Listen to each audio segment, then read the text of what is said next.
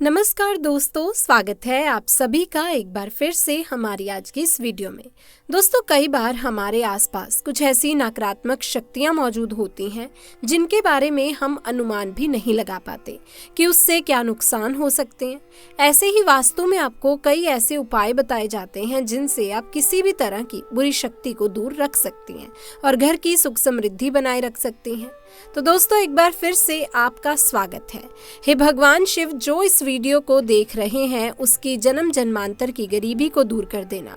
शिव, हम सब आपकी ही संतान हैं। इसी तरह की महत्वपूर्ण और ज्ञानवर्धक जानकारी प्राप्त करने के लिए हमारे चैनल समृद्धि को सब्सक्राइब करें और बेल आइकन को प्रेस करें ताकि नई वीडियोस की अपडेट आपको सबसे पहले मिल सके।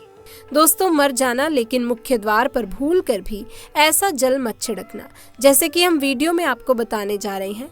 दोस्तों, मुख्य द्वार पर गलत तरीके से जल छिड़कने से घर बर्बाद हो जाता है और हो सके तो जब भी घर के मुख्य द्वार पर जल छिड़काव करें तब गणेश जी का ये मंत्र जरूर बोलें, जो कि कुछ देर के बाद हम आपको वीडियो में बता देंगे।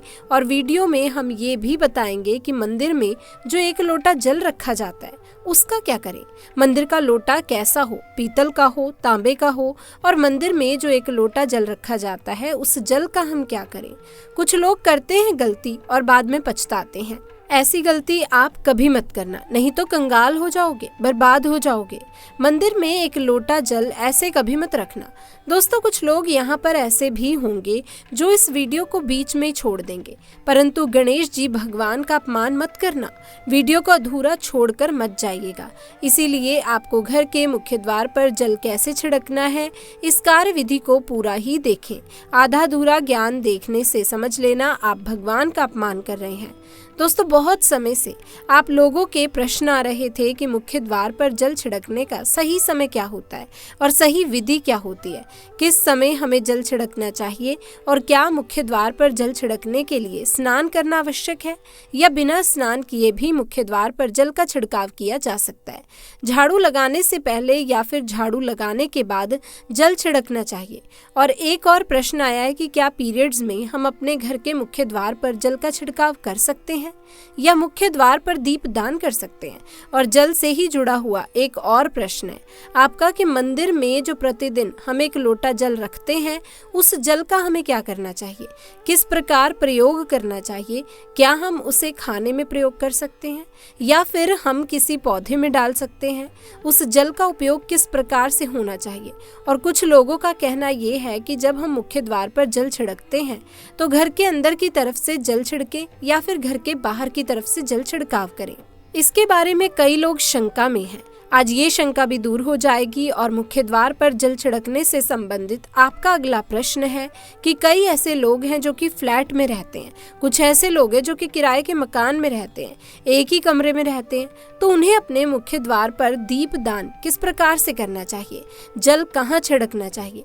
मतलब वो इस जगह को मुख्य द्वार मानकर वहाँ पर मुख्य द्वार से जुड़े हुए उपाय करें। तो आज की वीडियो पूरी तरह से आपके प्रश्नों पर ही आधारित है। मुख्य द्वार पर जल छिड़कने का सही समय क्या होता है और सही विधि क्या होती है। तो देखिए, अगर आप मुख्य द्वार पर जल छिड़कते हैं तो आपको ध्यान रखना है कि जल आप एक दिन पहले, मतलब रात को सोने से पहले, एक पात्र में, कोई भी आप पात्र ले सकते हैं। जैसे कि आप एक तांबे का भी पात्र ले सकते हैं, तांबे का ना हो तो आप पीतल का ले सकते हैं या स्टील का भी ले सकते हैं या चांदी का ले सकते हैं। जो भी पात्र आपके पास उपलब्ध हो, एक लोटे में थोड़ा सा गंगा जल डाल दीजिए और उसके ऊपर शुद्ध जल भर दीजिए। और हाँ, गंगा जल ना हो तो भी परेशान होने की आवश्यकता नहीं है। सिर्फ शुद्ध जल से ही आप पात्र को भर सकते हैं और उस जल से भरे पात्र को अपने घर के रसोई घर में रख दीजिए। अब जैसे कि आप अगले दिन सुबह उठकर इस जल का छिड़काव अपने घर के मुख्य द्वार पर करेंगे। अब बहुत से भक्तों के प्रश्न आए हैं कि क्या हम स्नान से पहले जल छिड़क सकते हैं या फिर स्नान करना आवश्यक है। देखिए दोस्तों, मुख्य द्वार पर जो सुबह सवेरे सबसे पहले जल छिड़का जाता है, जैसे कि जो रसोई में रखा हुआ जल होता है, ये एक तरीके से उपाय के तौर पर किया जाता है। दोस्तों, घर में किसी भी प्रकार की परेशानी हो, किसी भी प्रकार के दुख दर्द रहता हो, गरीबी हो या फिर कलह कलेश बहुत अधिक रहता है, मतलब किसी भी प्रकार की नकारात्मक ऊर्जा से आप परेशान हैं, बहुत समय से परेशानियों में ही घिरे हुए हैं, तो ऐसे में घर के रसोई घर में रखा जाता है और यही जल घर के मुख्य द्वार पर सुबह उठकर छिड़का जाता है। इस जल के छिड़काव से आपके घर की कोई भी परेशानी हो बहुत शीघ्र समाप्त हो जाती है। इस उपाय को करने से आपके घर में सुख समृद्धि भी आती है, कलह कलेश से मुक्ति मिलती है, बीमारियों से मुक्ति मिलती है।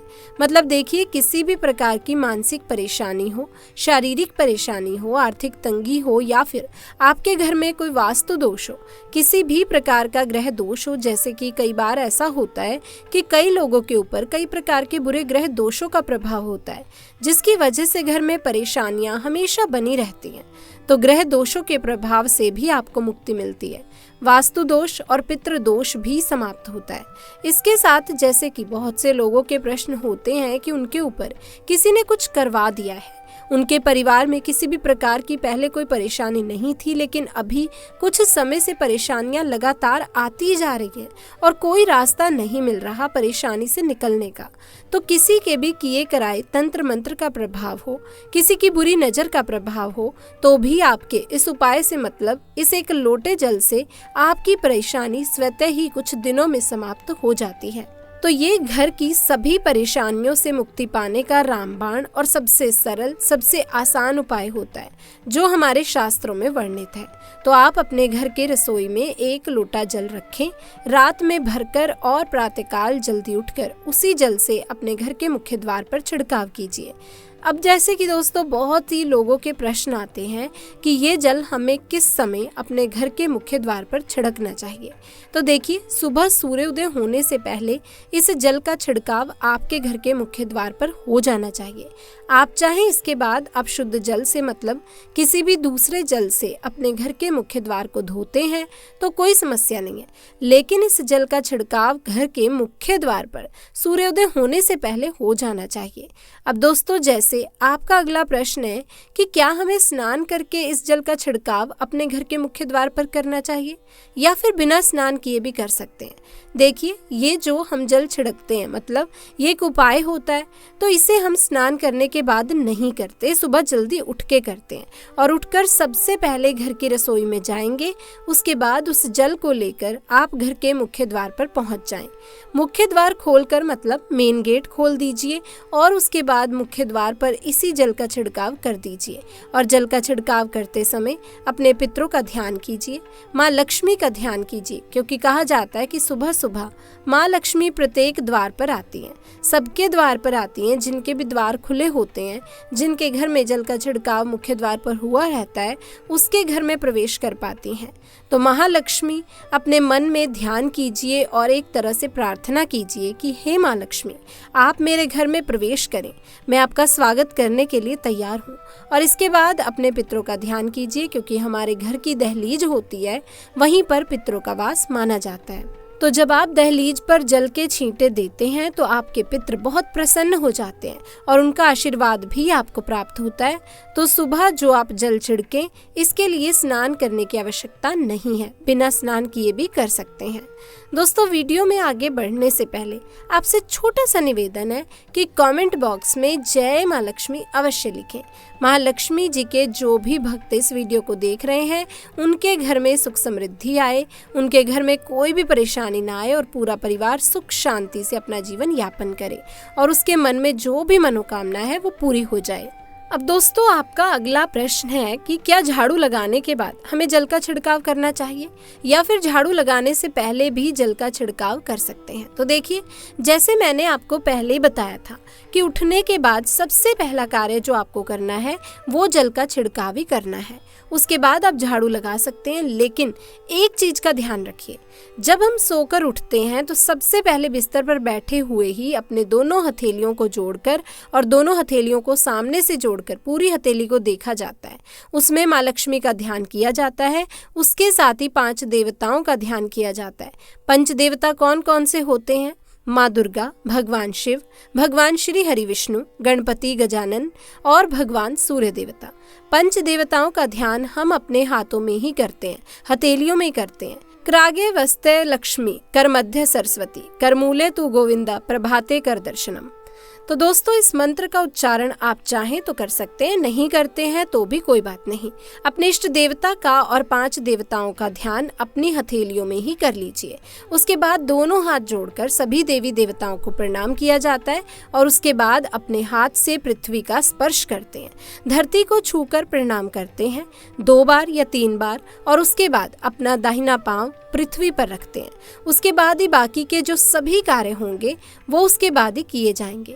जल का छिड़काव आप उसके बाद ही करें, मतलब सुबह उठने के बाद सबसे पहले हथेलियों के दर्शन, फिर धरती को प्रणाम कीजिए, फिर धरती पर पैर रखें और उसके बाद रसोई में जाकर आपको जल लेना है और घर का मुख्य द्वार खोलकर मुख्य द्वार पर जल का छिड़काव करना है। माँ लक्ष्मी का और अपने पितरों का ध्यान करना है। उसके बाद आप अपने घर में आ जाएंगे और उसके बाद जो भी आपकी रूटीन वर्क होती है, मतलब आप स्नान करेंगे, ये सभी कार्य उसके बाद किए जा सकते हैं। और अब जैसे कि कई लोगों के प्रश्न आते हैं कि जब हम जल का छिड़काव करते हैं, क्या उसी समय हम घर के मुख्य द्वार पर झाड़ू लगाकर और पानी डालकर हम मुख्य द्वार की अच्छे से सफाई कर सकते हैं? जी हाँ, बिल्कुल कर सकते हैं। पहले आप जो रसोई में रखा हुआ जल है उस जल का छिड़काव कर दीजिए। उसके बाद और भी पानी डालकर, मतलब अगर आपके पास जल और उपलब्ध है तो और जल लेकर और घर के मुख्य द्वार की अच्छी तरह से झाड़ू से या कैसे भी सफाई कर सकते हैं।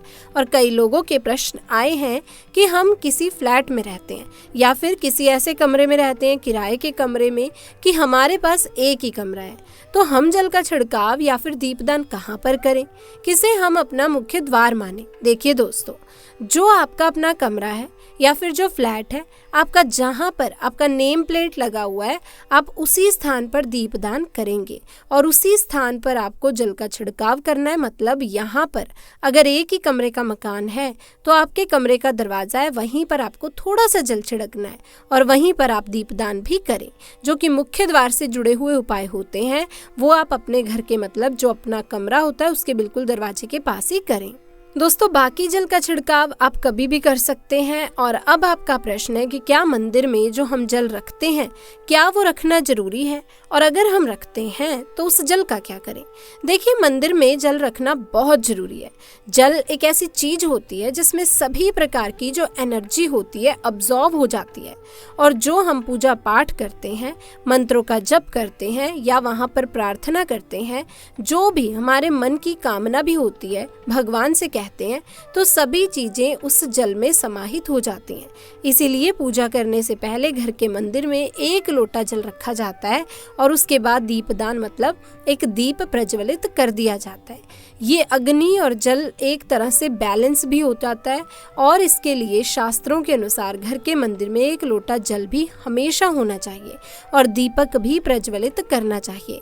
तो अब इस जल का करना क्या चाहिए। देखिए दोस्तों, जब जल सुबह की पूजा में आप रखते हैं, मतलब सुबह जो हम पूजा करते हैं प्रातःकालीन पूजा, उस समय जल रखा जाता है और वो जल हम अगले दिन उठाते हैं। मतलब जब आप अगले दिन पूजा करने जाते हैं दोस्तों, स्नान इत्यादि करने के बाद आप उस जल को उठाते हैं। सबसे पहले तो उस जल का प्रयोग सुन लीजिए। आप अपने घर के सारे कमरों में, मतलब पूरे घर में उस जल का छिड़काव कर सकते हैं। तो इससे आपके घर का शुद्धिकरण हो जाता है, क्योंकि वो बहुत ही पॉजिटिव एनर्जी से भरा हुआ जल होता है। इससे कई बीमारी स्वतः ही दूर हो जाती हैं। उस जल का छिड़काव करने से किसी भी प्रकार की नकारात्मक ऊर्जा का प्रवेश आपके घर में नहीं होता। किसी भी प्रकार की परेशानी आपके घर में हो, अगर आप नियमित तौर पर उस जल का छिड़काव करें अपने घर में, तो निश्चित ही आप परेशानियों से मुक्त हो जाएंगे। किसी के घर तंत्र मंत्र के प्रभाव से मुक्ति पा जाते हैं। दूसरा इसका उपाय आप कर सकते हैं, जैसे कि घर में कोई बीमार है तो आप इस जल को उस व्यक्ति को पीने के लिए दे सकते हैं। और ये जल इतना पावरफुल होता है कि इस जल को पीने से बड़ी बीमारियों से, मतलब लंबी बीमारियों से भी धीरे धीरे राहत मिलने लग जाती है। कई बार होता है ना कि आप लोगों के प्रश्न आते हैं कि दवाई तो हम ले रहे हैं लेकिन वो दवाई हमें लगती नहीं है, दवाई का कोई प्रभाव ही देखने को नहीं मिलता। तो ऐसे में अगर दवाई के साथ साथ उस जल को पीने के लिए रोगी को दिया जाए, यानी मेडिसिन इसी बानी से अगर खाई जाए, तो बहुत अच्छी दवाइयाँ काम करने लग जाती हैं। और जैसे कि परिवार में बहुत अधिक कलह कलेश रहता है, हमेशा आपस में सामंजस्य बनता ही नहीं है, आपस में हर बात पर मतभेद होता है, तो परिवार के सभी सदस्य इस जल में से अगर थोड़ा थोड़ा पीते हैं तो धीरे धीरे विचारों में परिवर्तन आने लग जाता है। सकारात्मक विचार सभी के मन में आने लग जाते हैं और आपस में समन्वय होने लग जाता है। घर से कलह कलेश और मतभेद हमेशा के लिए समाप्त हो जाते हैं। और मंदिर में रखे हुए जल का अगला उपाय क्या है? देखिए, अगर आप कोई दुकान करते हैं, आपका कोई व्यापारिक स्थल है, तो प्रतिदिन इसी जल में से थोड़ा सा जल ले जाकर दुकान पर व्यावहारिक स्थल पर छिड़काव कीजिए। इससे आपकी दुकान, आपका काम बहुत अच्छे से चलेगा। मतलब किसी भी प्रकार की परेशानी आपके व्यापारिक स्थल पर नहीं आती है, क्योंकि जैसा मैंने आपको बताया, ये जो जल होता है बहुत ही पावरफुल होता है, बहुत ही पॉजिटिव होता है। मंदिर में रखा एक लोटा जल पावरफुल और पॉजिटिव से भरा होता है। क्यों इसमें सकारात्मक ऊर्जा का भंडार होता है? आइए जानते हैं। देखिए, जल जो होता है, अमृत हुआ, मीठे मीठे फल हुए, भोजन हुआ, अनाज हुआ, उससे भी बढ़कर माना जाता है। देवी देवता आपके दिए हुए इसी जल को ग्रहण करते हैं। मंदिर में एक लोटा जल रखना उतना ही जरूरी है जितना आप सुबह दोपहर शाम का भोजन करते हैं। जब हम भगवान की पूजा करते हैं और तांबे के पात्र में या पीतल के पात्र में एक लोटा जल जरूर रखते हैं। जल जो होता है सागर रूपी होता है और यही सागर आपकी नैया पार लगाता है। मंदिर में एक लोटा जल रखने का कारण एक और ये होता है कि जो लोग भगवान को डेली भोजन नहीं करा सकते, तो वो मंदिर में एक लोटा जल रखते हैं ताकि भगवान इसे ग्रहण करें और ये जल रूपी प्रसाद इसके अगले दिन, ये सुबह के समय आप प्रसाद समझकर ग्रहण करें। लेकिन याद रहे, मंदिर में रखा लोटा जब भी कभी तुलसी में अर्पित नहीं करना चाहिए। उसके लिए आप अलग से तांबे के पात्र से तुलसी में जल अर्पित कर सकते हैं, क्योंकि ये जल सभी देवी देवता ग्रहण करते हैं, तो इसीलिए तुलसी में डालना वर्जित है। लेकिन हाँ, अगर आपके घर में लड्डू गोपाल है, राधा कृष्ण है और आप एक लोटा जल उनके लिए अर्पित करते हैं, तो आप अगले दिन यानी सुबह के समय वो जल तुलसी में चढ़ा सकते हैं। मंदिर में जो एक लोटा जल रखा होता है, उसके अगले यानी सुबह के समय आप इस जल से अपनी आंखें जरूर धोया करें। ऐसा करने से आंखों की रोशनी बढ़ती है और आंखों में जितनी भी बीमारी आ जाती है वो दूर हो जाती हैं।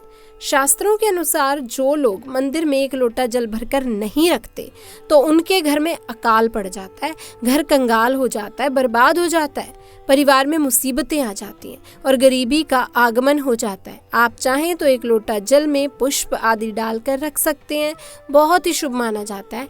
मंदिर में जो जल रखा जाता है उससे हम और क्या क्या कर सकते हैं, आइए जानते हैं। तो इस जल का छिड़काव करने से बहुत सारी परेशानियां स्वतः ही समाप्त हो जाती हैं।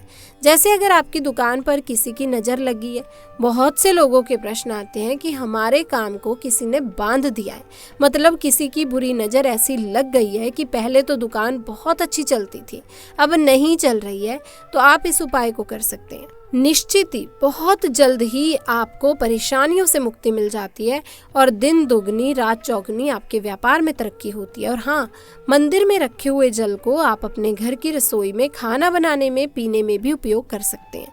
लेकिन खाना बनाने में प्रयोग तभी कीजिए जबकि आपके घर में बिल्कुल सात्विक भोजन बनता हो, मतलब लहसुन प्याज अगर आपके घर में बनता हो तो खाना बनाने में इस जल का प्रयोग कतई ना करें। फिर आप इस जल को थोड़ा थोड़ा परिवार के सदस्य मिलकर ग्रहण कर सकते हैं और बचे हुए जल को आप अपने घर में पौधों में डाल सकते हैं। तो देखिए, ऐसा नहीं है कि मंदिर में रखा हुआ जल बेकार होता है, किसी काम का नहीं होता, बहुत सारे उपयोग इस जल के होते हैं। अगर हम सही तरीके से उपयोग करें तो अपने जीवन की बहुत सारी परेशानियों का समाधान मात्र इस एक लोटा जल से हम कर सकते हैं। तो ध्यान रखिए कि मंत्रों से अभिमंत्रित जल बहुत महत्वपूर्ण होता है, बहुत शक्तिशाली होता है और हमारे घर के मंदिर में रखा हुआ जल देवताओं का आशीर्वाद होता है, क्योंकि पूरे समय वो देवता के पास होता है, देवी देवता वहाँ पर रहते हैं, तो उस जल में हर प्रकार की शक्ति समाहित होती है जो कि सकारात्मक शक्तियाँ होती हैं। और इस जल का प्रयोग अगर हम सही तरीके से करते हैं, मतलब उसको पीने में उपयोग करते हैं, खाना बनाने में करते हैं, घर में जल का छिड़काव करने में करते हैं, तो इससे हमारी समस्या का समाधान होता है। और अगर कोई भी कार्य नियमित तौर पर मतलब प्रतिदिन किया जाता है तो उसका हमें लाभ प्राप्त होता है। कभी कभी करेंगे तो निश्चित ही आपको उतना लाभ दिखाई नहीं देगा, लेकिन अगर आप नियम बना लेंगे कि हर रोज उसी जल से घर के छिड़काव करना है, घर में प्रत्येक व्यक्ति को थोड़ा थोड़ा पीने के लिए देना है, बचे हुए जल को पौधों में डाल दीजिए, दुकान पर छिड़क दीजिए, अपने घर के व्यापारिक स्थल पर छिड़काव कीजिए, बच्चों की बुक शेल्फ में, अपने घर की तिजोरी में, हर जगह इस जल का छिड़काव कीजिए और नियमित तौर पर कीजिए। चमत्कार आपको निश्चित ही देखने को मिलेगा। इसी प्रकार से जो रसोई में रखा हुआ जल होता है उसका छिड़काव अपने घर के मुख्य द्वार पर कीजिए, तो इसका भी आपको लाभ बहुत ही शीघ्र दिखाई देगा, लेकिन इसे अपने रूटीन में शामिल करना होगा। प्रतिदिन नियम से कार्य करना होगा, तभी आपको लाभ देखने को मिलेगा। और हाँ, कई लोगों के प्रश्न आते हैं कि मंदिर में जो रखा हुआ जल होता है तो जब हम अगले दिन उठाते हैं तो उसमें कई बार कुछ चीजें पड़ जाती हैं, कोई कीड़े मकोड़े गिर जाते हैं क्योंकि खुला होता है, तो क्या हम उसे ढक सकते हैं? जी हाँ, बिल्कुल ढक सकते हैं। और जब आप पूजा करते हैं सुबह के समय, तब तक पूजा कर रहे हैं, जब तक मंत्र उच्चारण कर रहे हैं तब तक खुला जल रखिए, और उसके बाद जैसे ही आप पूजा पर से उठते हैं तो उससे पहले जल को किसी भी प्लेट से या कटोरी से ढक दीजिए। फिर जब आप अगले दिन उस जल को उठाएंगे तो बिल्कुल शुद्ध और साफ सुथरा जल आपको मिलेगा, और उस जल का प्रयोग आप अपने किसी भी कार्य में कर सकते हैं। और दोस्तों, आप जब भी घर के मुख्य द्वार पर जल छिड़काव करें तो गणेश जी भगवान का ये मंत्र जरूर बोलें। और मंत्र कुछ इस प्रकार से है, ओम गणपतये नमः। और जो हमने आपको वीडियो में बताया उसे ध्यान पूर्वक अच्छी तरीके से समझकर अपने घर के मुख्य द्वार पर जल का छिड़काव करें। दोस्तों, वास्तु में ऐसा माना जाता है कि देश और विदेश कहीं भी घर के मुख्य द्वार पर पानी का छिड़काव करने से आपके घर के भीतर किसी भी बुरी शक्ति का प्रवेश नहीं हो पाता। पानी आपके घर के लिए सुरक्षा कवच की तरह काम करता है और इससे घर में सकारात्मकता बनी रहती है। मुख्य द्वार पर पानी का छिड़काव मुख्य द्वार और घर को किसी भी हानिकारक प्रभाव से मुक्त कर सकता है। इसे वास्तु का एक आसान और कारगर उपाय माना जाता है। यदि आपका घर विदेश में भी है तो सुबह जल्दी उठकर हथेली में थोड़ा पानी लेकर मुख्य द्वार पर छिड़कें और घर को वास्तु दोषों से मुक्त रखें। घर के लोगों का भाग्य भी दोस्तों अच्छा बना रहता है। वास्तु में मुख्य द्वार को घर का सबसे महत्वपूर्ण प्रवेश द्वार माना जाता है। ऐसा माना जाता है कि मुख्य द्वार से प्रवेश करने वाली ऊर्जा निवासियों के समग्र कल्याण पर महत्वपूर्ण प्रभाव डालती है। इसीलिए मुख्य द्वार को साफ सुथरा और नकारात्मक ऊर्जा से मुक्त रखना जरूरी होता है। मुख्य दरवाजे पर पानी का छिड़काव परिवार के लोगों की सेहत से लेकर आर्थिक स्थिति तक ठीक रखने में मदद कर सकता है। ये दरवाजे और घर के लोगों को अच्छा भाग्य प्रदान करने में मदद कर सकता है। ऐसा माना जाता है कि पानी में किसी भी सामग्री को शुद्ध करने वाले गुण होते हैं जो नकारात्मक ऊर्जा को दूर कर सकारात्मक ऊर्जा को आकर्षित करता है। मुख्य द्वार में यदि आप पानी का छिड़काव करती हैं तो ये उपाय आप किसी भी लंबी यात्रा से पहले या बाद में जरूर करें, या जब कोई लंबे समय तक विदेश में रहता है तब भी उसे नियमित रूप से ये वास्तु उपाय करने की सलाह दी जाती है। विदेश में रहने पर मुख्य द्वार पर पानी का छिड़काव करने के फायदे, ये घर को किसी भी दुष्प्रभाव से बचाता है और अच्छी ऊर्जा को आकर्षित करता है। ये घर के निवासियों को नकारात्मक ऊर्जा से बचाने में मदद कर सकता है। ये घर में शांति और सुकून का बनाए रखने का एक अच्छा वास्तु उपाय माना जाता है और घर के लोगों को तनाव मुक्त रखने में मदद करता है। मुख्य द्वार पर पानी का छिड़काव करने के नियम, आप हमेशा इसके लिए साफ पानी का इस्तेमाल करें और पानी को अंजलि में लेकर घड़ी की दिशा में घुमाते हुए छिड़कें। इसे दरवाजे के ऊपर से शुरू करें और नीचे की ओर बढ़े, फिर जमीन पर गिरा दें। दरवाजे के दोनों ओर पानी का छिड़काव अवश्य करें। आप दरवाजे की दहलीज पर भी पानी का छिड़काव जरूर करें। पानी छिड़कने के बाद आप इसे प्राकृतिक रूप में सूखने के लिए छोड़ दें। दोस्तों, घर का मुख्य द्वार घर के सबसे महत्वपूर्ण हिस्सों में से एक होता है। ये घर का वो भाग है जहाँ के बाहरी लोग आपके घर में प्रवेश करते हैं और आप घर से बाहर निकलते हैं। धार्मिक मान्यताओं में घर के मुख्य द्वार को ही लक्ष्मी आगमन का मार्ग बताया जाता है। ऐसे में घर के द्वार से जुड़े वास्तु पर ध्यान दिया जाए तो घर में खुशहाली और समृद्धि के दरवाजे खुल सकते हैं। तो दोस्तों ये थी हमारी आज की वीडियो। दोस्तों वीडियो पसंद आई लाइक कीजिए, अपने दोस्तों रिश्तेदारों के साथ जरूर इस वीडियो को शेयर कीजिए ताकि जो जानकारी हमने आपको दी है वो आपके माध्यम से किसी और तक भी पहुंच सके और किसी और का भला भी हो सके। तो दोस्तों वीडियो पसंद आई, अच्छी लगी तो हमारे चैनल को सब्सक्राइब करना बिल्कुल भी ना भूलिएगा। ऐसी जानकारी हम आपके लिए लाते रहेंगे रोज। तो मुलाकात करते हैं आपसे किसी अन्य वीडियो के साथ, नई जानकारी के साथ। आप सभी का बहुत बहुत धन्यवाद।